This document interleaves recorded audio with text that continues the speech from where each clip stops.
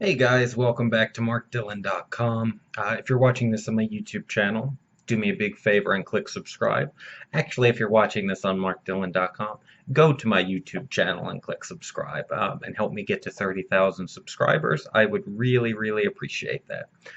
So, on to tonight's question, which is, or today's question, I should say. Um, it's one that I think just about everybody can relate to in some form or fashion. It's from William. He says, "Hi, Mark. Thanks for your videos and taking the time to answer questions from your fans. I just wanted to get your opinion about an argument I had with a good friend.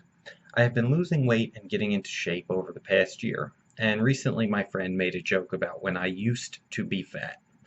It pissed me off and I told him so. He apologized but said I was overreacting, and that irritated me more. I haven't spoken to him in a few days. Do you think I'm overreacting?" Um, all right, William. Well, first of all, you probably are overreacting a little bit, and that's just because this is a sensitive issue for you. This is a perfect example of why context and perception matter. So here's a perfect example of context. Uh, if you have a man driving around lost, and he says, "Where am I?" The correct answer is not in a car. Context matters. Uh, Perception matters. So if you want to see just how influential perception can be, spend an hour giving a massage versus spending an hour receiving a massage. It's the exact same amount of time, but the perception of how long it takes is totally different. When you're giving the massage, that hour will feel like 5 hours, and when you're receiving the massage, that hour will feel like it's 5 minutes. So context and perception matter. Um, I doubt your friend was saying this in the context of being insulting to you or trying to bring you down or hurt your feelings. My guess is the context was in a joking, kind of friendly banter. Um, and as far as the perception, this is really a conflict of perception. You're perceiving it as an insult, he's perceiving it as friendly banter. Um, and I would say that it's probably a good idea if this is a good friend whose character you respect, whose friendship you value, not to let this get out of hand. I mean, I think deep down you can make an objective analysis as to whether your friend was trying to belittle you and harm you, or he was just making, again, friendly banter. The same kind of thing we all do. I mean, there have been plenty of times I have said insulting things to my friends and been on the receiving end of insulting things from friends with no malice whatsoever. It's just two friends joking with each other, giving each other a hard time.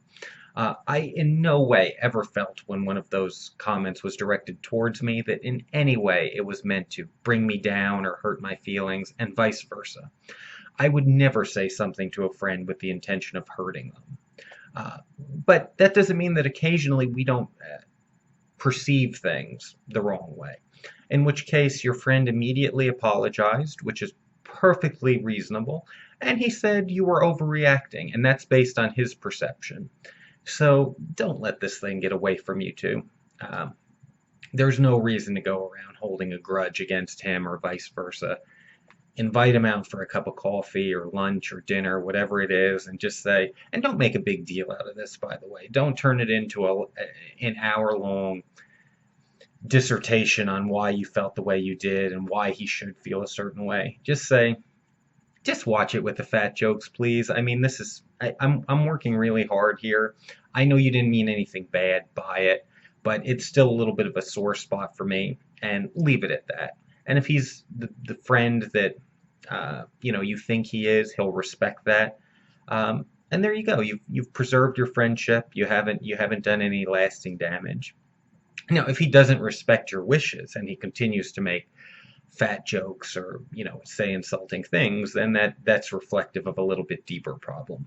But from what it sounds like, William, you probably did overreact a little bit. It's again, context and perception matter. So sit down, be objective, and think, is this person really my friend? And if they are, I'm probably overreacting. And that's what I would do. So I hope this helps you. Guys, thanks for tuning in to markdillon.com. And don't forget to subscribe to my channel.